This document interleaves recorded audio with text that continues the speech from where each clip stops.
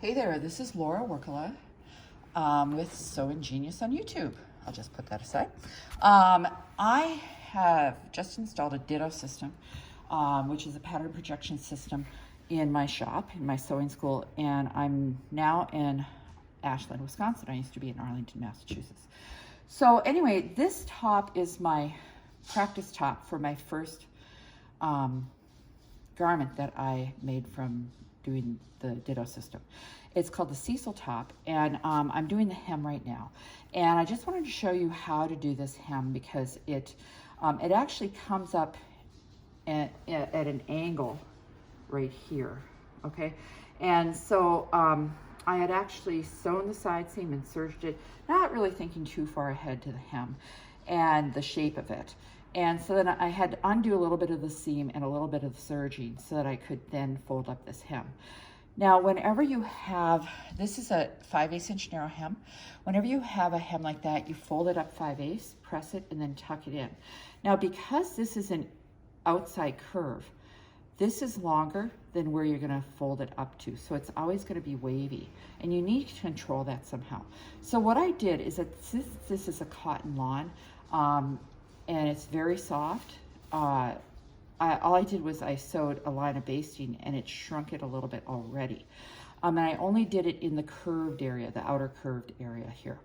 Now let me show you a couple things. This sewing gauge, this kind of sewing gauge here, this right here is actually 5/8 inch wide, this part right here. So that's kind of cool because that can help you just measure like this. You can also set your sewing gauge so that the pointy parts of the slider are at 5/8, which it is also here. Okay, now I'm going to use my ironing board. Oh, now here, I just want to press this so that the seam allowance isn't tucked in, like making a valley there. So I already wet it earlier, then I thought I'd make this video. So I wet it, and I make sure my fingers are wet. Then I take this and I roll it back and forth. Just, you know, it's like rubbing glue off your fingers, but not that tight. It's gentler. And it will roll the seam line right out to the edge. Now I'm going to take my iron and just press that flat.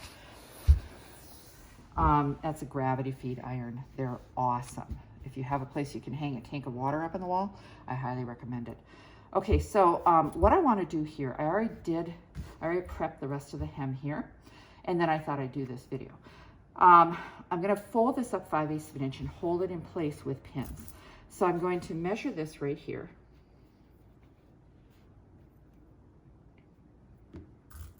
And I'll put a pin right here like that. And these are Glasshead pins, like I said, so that they won't melt around your iron. And they're really good pins, even with that. You know, the fact that they don't melt around the iron is awesome.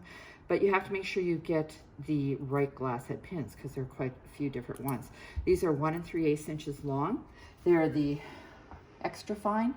The ultra fine are used for piecing, and they're you can get either all white, or they do make multicolored ones, but those are hard to find for some reason lately. But they're 1 3/8 inches long. There's some that are 1 1/4 inches, and they're thicker. They just are not quite as nice. I don't know the brand on those. Okay, so I'm just going to put these pins in away from the edge that I want to press. So I can go like this, or I can go like this and make sure that it's folded between the blue slider and the end of the ruler. And there we go. And then I just need to do one more. This, I mean, I didn't actually pull on the thread. It's such soft fabric, it just shrunk when I was stitching it. So that's a challenge when you have, just gonna press that edge.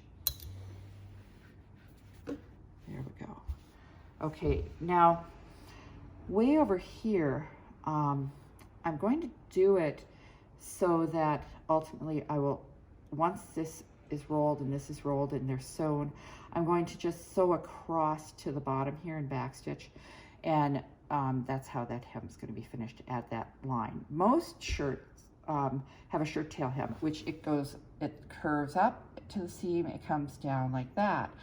One trouble I have with those, I mean, they're great hems, but I find that the pull of that inside curve can actually make the back roll up like a shade.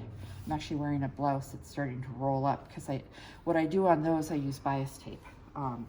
See, this right here just has it rolled up. Okay, this is a Liberty of London cotton lawn, which are fabulous. Oh my God, they're so nice to work with. And they feel so good to wear. All right, so I'm gonna pull these pins out and I'll just stick them there. And I'm going to open this up and I'm gonna tuck this to the line. I don't know if you can see that. There's actually a crease line from that pressing I just did. And I'm going to fold it to that crease line and then fold it up again. I know my hands are probably in the way. So, all right. So here, see the crease line? I'll try and tuck that in all the way to the crease line, like that. Sometimes I'll push on the edge to get that to go all the way into the crease, because if you push on it, it will only go to the crease. It can't go around the corner because it's a crisp crease. Say that 3 times fast. Okay, so here, I'm not gonna worry if anyone might see that line of basting because it's on the inside of the shirt. I use thread that matches, so I don't think anyone's gonna really notice. The biggest thing is, like here, it wants to bump out, mainly because the fabric I put in there is getting wavy. I did my line of stitching 5/16 from the edge, so it's in the middle, because this right here has to go in, then it has to come out again. And when it goes in, it has to shrink. When it goes out, it has to spread out. So you don't want your line to be way in here, because if this is pulled as tightly as it needs to be this far inside the curve, think about a circle, center of the circle is here on this outside curve, well then you will never be able to tuck it in like that.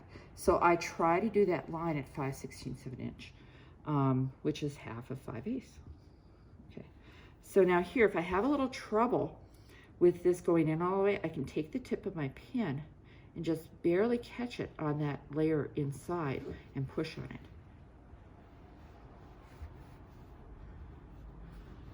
Because I'd like it to look smooth and even.